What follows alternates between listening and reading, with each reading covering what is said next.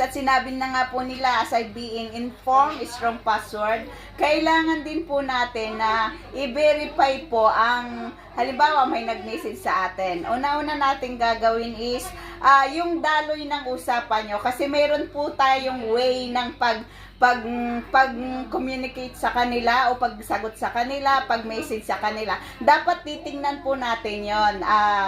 Doon pa lang maano na tayo, maging aware po tayo na sa ginagamit nating words, dahil hindi naman pagkakaano sasabihin natin pakasin nga po dyan, di ba? Hindi naman tayo ganun na kung magsasalita. Doon pa lang dapat alam maano na natin. At ang isa pa is tingnan natin yung kanilang profile.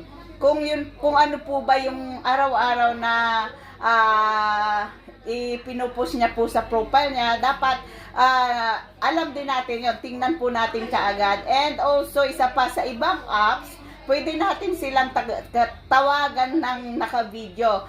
Dahil kung dun po sa isang apps na ginagamit nila, tayo kukontakin, hindi po nila sasagutin yon. Sasabihin lang nila busy sila or mahina ang communication.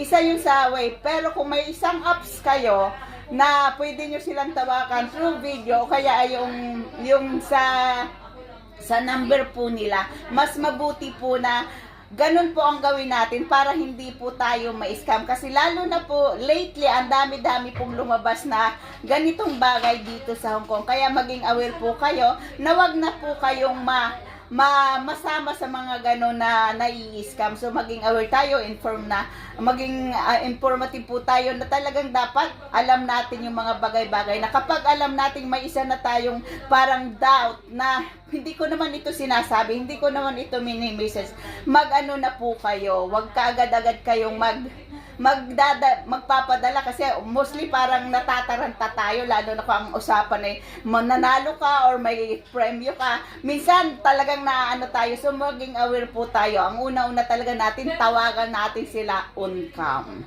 Yun po.